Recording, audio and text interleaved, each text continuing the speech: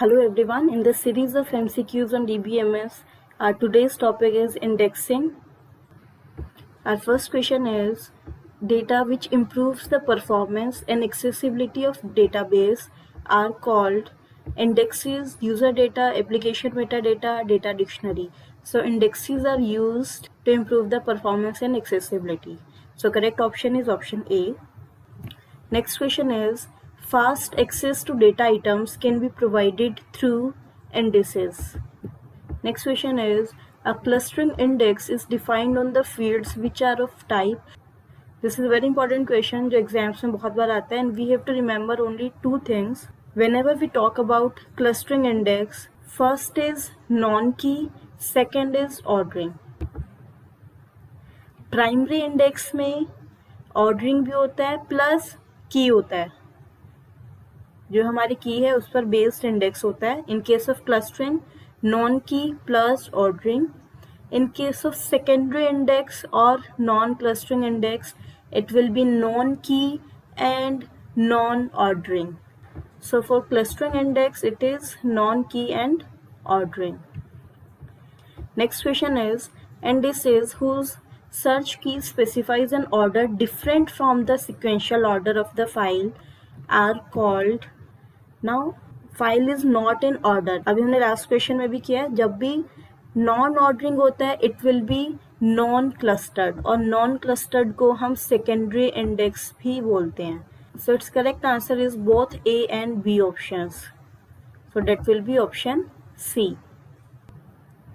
Next question is, a file is organized so that ordering of the data records is same as or close to the ordering of the data entries. Ordering same है, that means it will be clustered index. An index is clustered if option A is, it is on a set of fields that form a candidate key. Wrong. Clustered में हमने सिर्फ दो words याद रखने हैं, non key plus ordered होना चाहिए. Second option is, it is on set of fields that include primary key. Again wrong. Option C is, the data records of file are organized in same order as the data entries of the index. Now this is the correct option. Order same होना चाहिए but non-key. The structure of multi-level indices are similar to stack, array, hash tree. Okay, multi-level indices looks like this. ये एक multi-level indices के example है. Now अगर हम इसको 90 degree right direction में मूव करेंगे देन यू कैन सी ये मैच करते हैं ट्री स्ट्रक्चर को. So this will be root, this will be your next level and this will be your leaf level. So it's correct option will be option D. The file organization that provides very fast access to any arbitrary record of a file is ordered file, unordered file, hashed file, B-tree. Okay, whenever we talk about fast access to any arbitrary record, it is always hashed file, जिसके अंदर हम hashing function calculate करते हैं और उस hashing function के through direct हम उस रिकॉर्ड को एक्सेस करते हैं. Next question is, the physical location of a record determined by a formula that transforms a file key into a record location. Now this is the definition of hashed file. अभी हमने किया है एक formula होता है that is your hashing function, उससे हम direct record location पर पहुंच जाते हैं. Which of the following is dense index? Primary index, cluster, secondary, non-key index. Now to answer this question, ये एक बुक का स्निपेट लिया हुआ है. Now here you can see primary index में नंबर ऑफ एंट्रीज डिपेंड कर रही है नंबर ऑफ ब्लॉक्स पर. क्लस्टरिंग में डिपेंड कर रहा है number of distinct index field value. ना सेकेंडरी पर डिपेंड कर रहा है number of records in data files. ना व्हाट इज डेंस इंडेक्स, जितने भी रिकॉर्ड्स हैं हम सबके लिए एक इंडेक्स एंट्री क्रिएट कर रहे हैं. So secondary index is dense index. Now last is secondary non की. नाउ इट इज नॉन की. नॉन की का मतलब है कि हमारे पास रिपीटेड वैल्यूज़ हो सकती है, और रिपीटेड वैल्यूज़ होंगी, मान लो डुप्लीकेट वैल्यूज़ हैं, सो उन डुप्लीकेट वैल्यू के लिए हम एक सिंगल एंट्री क्रिएट करेंगे इंडेक्स। जहाँ हम सिंगल एंट्री 2-3 रिकॉर्ड्स के लिए क्रिएट कर रहे हैं वो हमारा डेंस इंडेक्स नहीं होता है। डेंस में इम्पोर्टेंट यही है कि जितने रिकॉर्ड्स हैं सबके लिए हमें एक एंट्री क्रिएट करनी है। सो ये होता है हमारा सेकेंडरी इंडेक्स में। So it's correct answer is option C. Next is, in a hierarchical database, a hashing function is used to locate the collision, root, foreign key record. Now its correct answer is root. Why is it so? Hierarchical है, that means it is like tree structure. और tree में अगर हमें root की location मिल जाती है उसके बाद हम फर्दर ट्री में कहीं भी मूव कर सकते हैं। Next is the index consist of. Now index की एक एंट्री में क्या क्या आता है? Option A is keys, option B is pointers to the matter list, C is both. इंडेक्स की एक सिंगल एंट्री में हमारे पास 2 फील्ड्स हैं, फर्स्ट इज सर्च की और सेकेंड है data reference, that is pointer, जो रिकॉर्ड को पॉइंट करेगा। So it's correct answer is option C, both keys and pointers. Next question is, which statements are correct regarding indexes? Option A is, when a table is dropped, the corresponding indexes are automatically dropped. This is true. For each DML operation performed, the corresponding indexes are automatically updated. This is also true. जो भी हमारा operation होगा उस पर based index की values भी change होती है।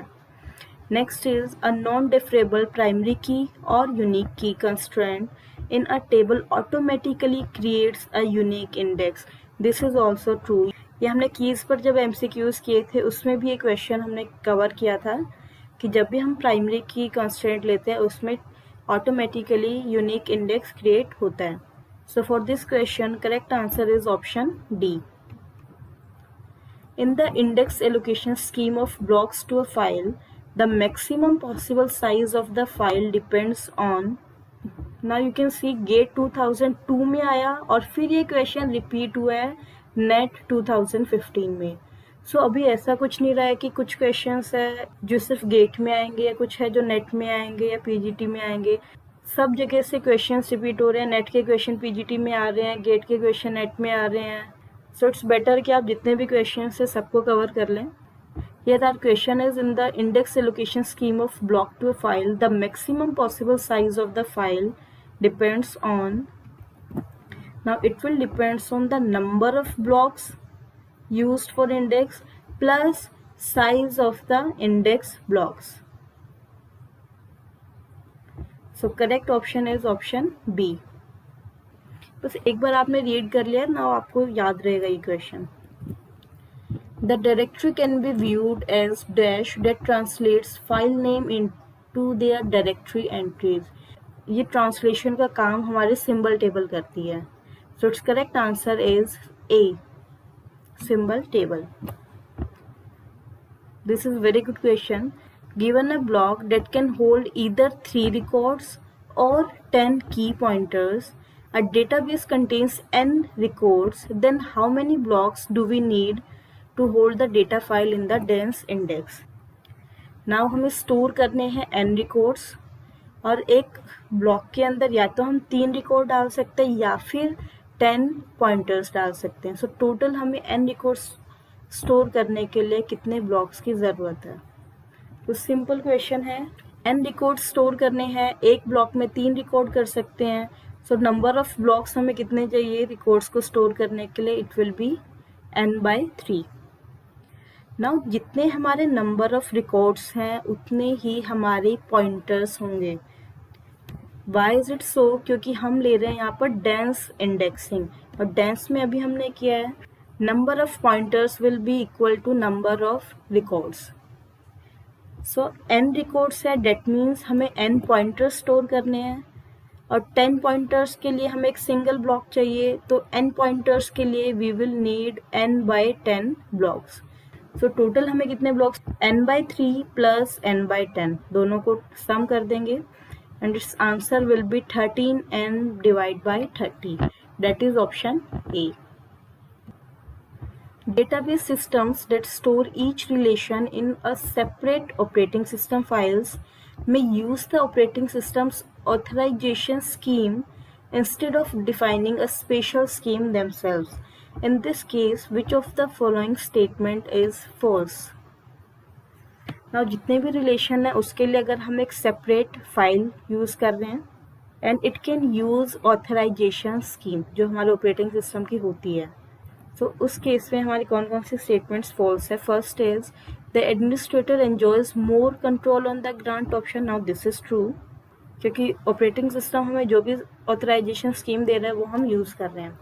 Next is it is difficult to differentiate among the update, delete and insert authorisation.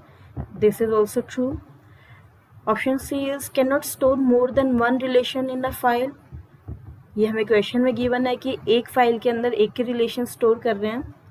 And option D is operations on databases are speeded up as the authorization procedure is carried out at the operating system level. This is wrong. So its correct answer is option D. Here are some questions on RAID.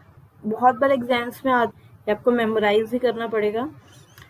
RAID configuration of the disk are used to provide. Option A is fault tolerance. Yes, उसके लिए use करते हैं. High speed, इससे हमें high speed भी मिलती है. High data density, no. So its correct answer is option D. Which RAID level gives block level stripping with double distributed parity? Now there are different levels in RAID और जितने भी levels है सबकी अलग अलग applicability है. So इसके लिए we are providing a simple table. इसको आपको याद रखना है that RAID 0 provides stripping, RAID 1 provides stripping with mirroring, RAID 2 provides hemming code for error detection. RAID 3 में हमारे पास है byte level stripping with a dedicated parity disk. RAID 4 provides block level stripping with 2 parity. RAID 5 provides block level stripping with distributed parity, and RAID 6 provides block level stripping with double distributed parity. ना हमारे question में पूछा हुआ double distributed parity के लिए. So it's correct answer is RAID 6. That is option C. Next is which level of RAID refers to disk mirroring with block striping. अभी हमने किया है डिस्क मिररिंग के लिए we use RAID level 1. So that's all for this topic. I hope you learned something from this video. Thank you all for watching this video, and if you liked our video, please subscribe to our channel.